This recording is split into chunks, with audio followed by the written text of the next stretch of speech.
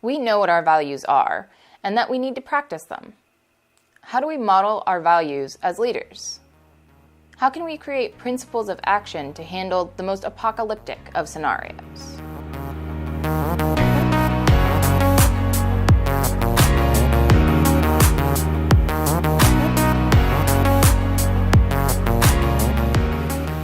In the previous episode, we discussed values. Values are important, and they should be the building blocks of our leadership. However, sometimes just knowing what matters to us doesn't give us guidance for how to act. This is where a mental model becomes useful. A mental model is a kind of personal or organizational theory for how we should think, act, and behave. Most of us have them loose and unrefined in our head, but when it comes to leadership, refining these and tightening definitions of what we want to be doing is essential. Some people may find an example of a well-known, but not well-modeled, mental model in Google's simple, "Don't be evil."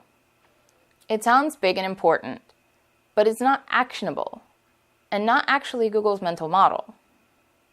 Google's real mental model in 2006 was more complicated. The real model's more active, intense phrasing sounds something like the principles in Apocalypse World that guide the behaviors of the MC, the game facilitator.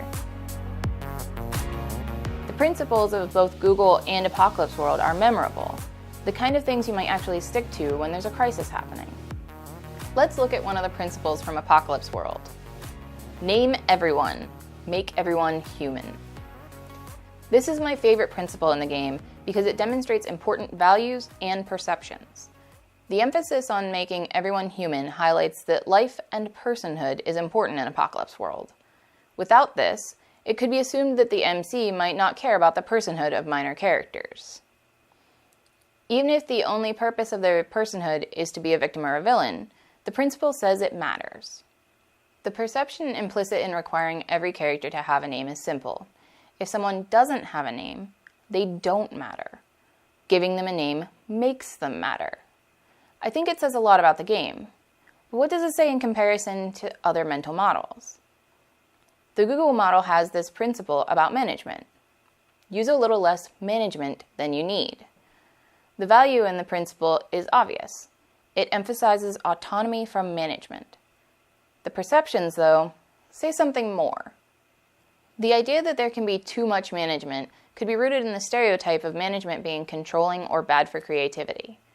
However, the assumption that there can be innovation without oversight might reflect a positive stereotype of creators appreciating freedom in their work. Both of these examples show the amount of thought that must have gone into making these mental models.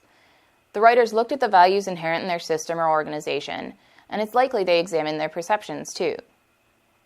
Maybe Google didn't delve as deeply as Vincent and Meguey Baker, the creators of Apocalypse World, or maybe they saw the stereotypes and kept going. When you create your own mental model, those are choices you get to make, and they matter. Imagine you're a gun lugger in Apocalypse World, and you've gotten into a serious crisis situation. You're inside a safe house that's surrounded by a gang who have been hunting down everyone in your holding, and all you have is some snacks and some explosives. You can use the jury-rigged radio to get in touch with your hard holder for some backup, or you can light this place up and take out everybody on site.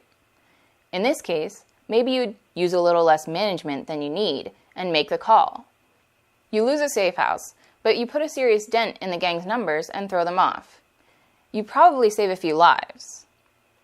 You might ask, what if I don't make it out? What if the gang calls out for revenge?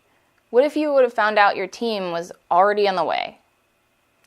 We often question our decisions after the fact, but when we make them based on principles, it's a lot harder to dismiss their value.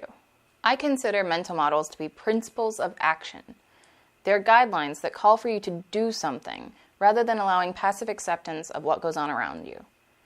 And trust me, there's a lot going on around you.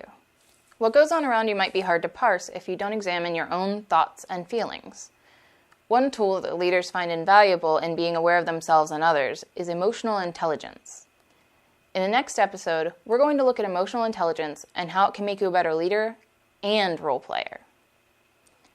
Look in the description below or on our Patreon post for links to the sources for our definitions and examples, and for an exercise on creating your own mental model. I hope you'll share your thoughts and viewpoints in the comments below. Special thanks to Lauren Pruitt and Kimberly Lamb for sponsoring this episode. Join them in supporting this channel with your pledge at patreon.com/leadingwithclass. Thank you so much for watching. To see more videos like this, don't forget to subscribe. If you have other questions about leadership, drop them in the comments below. And remember, outside of the apocalypse, leadership can be a part of anyone's playbook.